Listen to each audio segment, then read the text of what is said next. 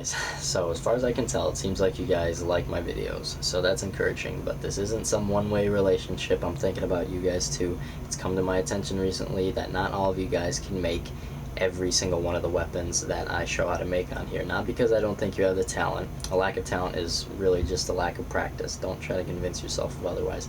But because a lot of my tutorials involve a lot of power tools. So this video is geared towards you guys that don't have very many power tools, or very much money for that matter. I'm going to show you how to make a bow and arrow with minimal tool usage, and in the end it's going to cost you about $15 to make. If there's a part in the video where I'm using a power tool, I'll give you an alternate way in subtitles at the bottom to do it using hand tools like files or hacksaws or whatever. So yeah, let's get building. So the first thing you're gonna need is a 5-foot length of PVC pipe. I'm a reasonably strong guy, so I'm gonna use 1-inch PVC, but if you're a younger guy, you might want to use some 3/4 inch. Then take some 3/4 inch PVC and cut 1.5 to 2-inch sections of it. Take your heat gun, heat up the end of the PVC until it's flexible, but try not to burn it, and then take your 3/4 inch PVC and pound it in until it's even with the top of the 1-inch PVC. And do the same thing on the other end too. If you don't have a heat gun, a good alternative is to hold your PVC over the stove, but make sure you hold it high enough that it's not going to burn it.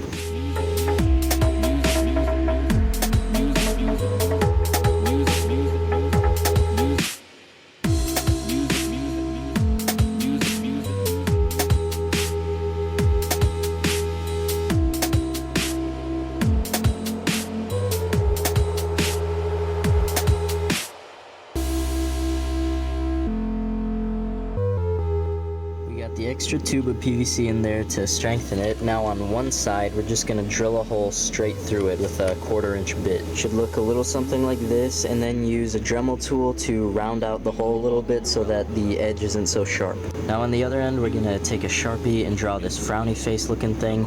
Make sure you line it up really well so that the ends of the frowny face are parallel with the holes that you drilled on the other end of the pipe. And then cut this out with the cutoff wheel on the Dremel tool. Alright, it's looking really good. The paracord rests in it really well. Now measure from end to end and make a mark at the center point. Now we have to string the bow to make sure that we get this next part lined up correctly. I'm just going to use some of this black paracord. You start out by putting it into those holes that you drilled right in the beginning of the video. You pull it through this end, do a quick triple knot to make sure it's not going anywhere. Measure the paracord down to the other end of the pipe, cut it a few inches above the end of it, and then you're going to make a loop that ends about 1.5 inches below the highest point on the little ridge that you cut in here. And once you make the loop, use a lighter to melt the knot a little bit so that it doesn't come undone, and then this is how you get this around this.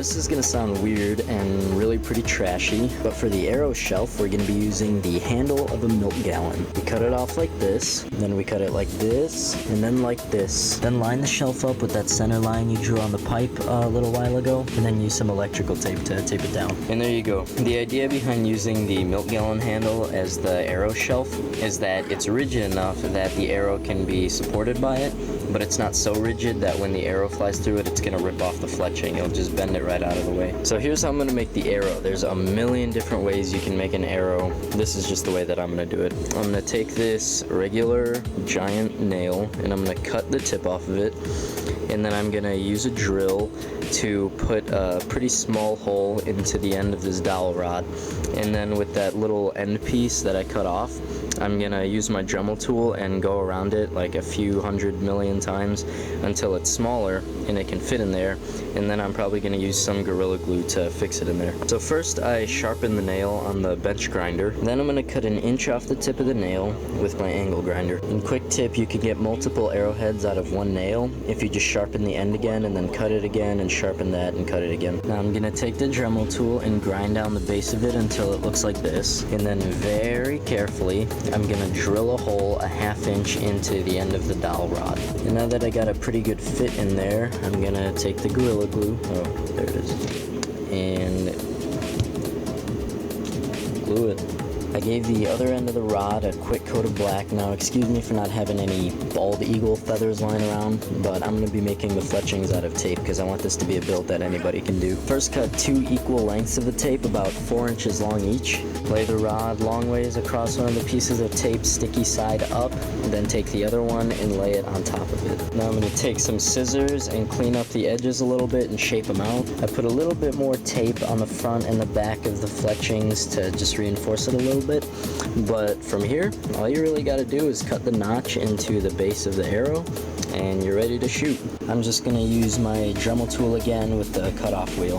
This part's not totally necessary, it'll work fine without doing this, but to give the arrowhead a little bit less resistance right here, see this little ridge thing that'll kind of hinder it from going through the target really smoothly. I'm going to be using some Bondo body filler and just kind of put it around the edge right there, and then once it hardens I'm just going to sand it down. Here's how it looks sanded and painted. So this whole super cheap build thing actually works out for the both of us, because what I'm working on in my next video is going to be big. And not physically big, it's kind of the point actually. It's really compact. What it is a home defense crossbow, which means it doesn't have giant limbs sticking out 10 feet on both sides, making it really awkward to maneuver in hallways and stuff like that. It's really compact, it's really close to the body, and between you and me, it's gonna be really freaking pretty too. Oh, shout out to Lithium Kaiser for getting the first comment on my how to make an Army of Two style mask video. Aside from that stuff, I think that's all I got. So sorry if I get really freaking annoying with all this like my video, share my video stuff. It's you guys just have no idea how much it helps me though. So I'm not gonna go on and on about it. Just please, if you like the video, please share it, post it to your Facebook or whatever. But yeah, that's all I got for today. Thanks for watching, guys. I'll talk to you later. Bye.